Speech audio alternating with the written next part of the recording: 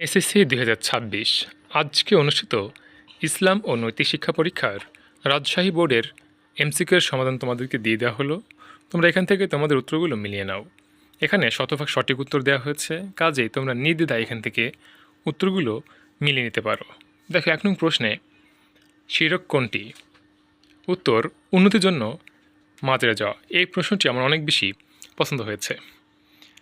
মুনাফিকেরা কাদের মতো ইবাদত করে? ২ মুসলিমদের। নবী রাসূলদের আল্লাহ কেন পাঠিয়েছেন? সঠিক পথ দেখানোর জন্য। আখিরাতে বিশ্বাস মানুষকে সৎ কাজে উৎসাহিত করে।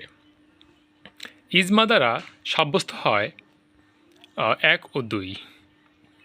কোন সূরায় কাফির ও মুনাফিকের বৈশিষ্ট্যের বর্ণনা দেওয়া হয়েছে? সূরা আল মাউন। জীবনের প্রতিটি মুহূর্ত অত্যন্ত মূল্যবান। এটি কোন সূরার শিক্ষা? আল ইনশিরা।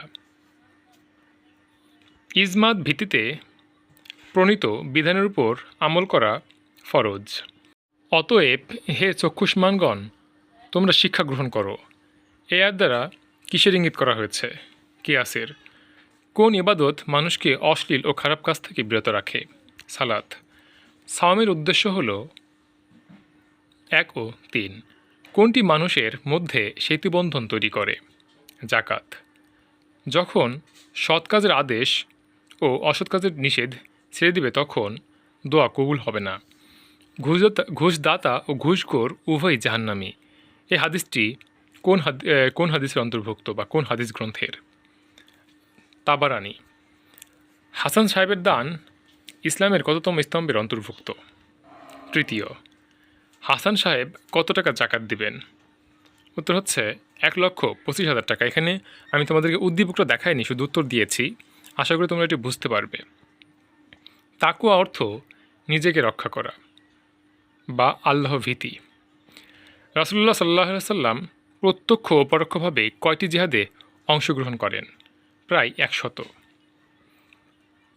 সুনায়রা আল্লাহর নিকট অধিক সম্মানিত হতে চায়, এজন্য তার মধ্যে কোন গুণটি থাকা জরুরি? তাকওয়া। অসাক্ষাতে কারো দোষ বলাকে কী বলা হয়? গীবত। আরবি সাহিত্যের শ্রেষ্ঠ সম্পদ কোনটি? আস-সাবউল মুআল্লাকাত। লিখিত দলিলটির নাম কি?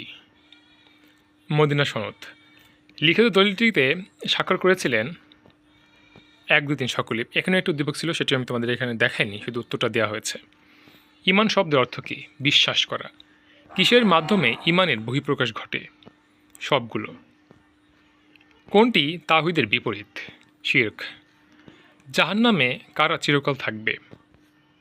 কাফির। প্রত্যেক প্রাণীকেই মৃত্যুর স্বাদ গ্রহণ করতে হবে, এটি কে বলেছেন?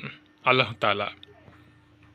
মুনাফিক জাহান্নামের সর্বনিম্ন স্তরে নিক্ষিপ্ত হবে, কারণ ১, ২ ও ৩। আল্লাহ তাআলার সাথে কয় ধরনের শিরক হতে পারে? ৩ ধরনের: সত্তা, গুণাবলী এবং ইবাদতের শিরক। আশা করি তোমাদের ৩০টির মধ্যে ৩০টি বা ৩০-এর কাছাকাছি বা ম্যাক্সিমাম প্রশ্ন সঠিক হয়েছে। তোমাদের জন্য অনেক বেশি শুভকামনা রইল। ধন্যবাদ।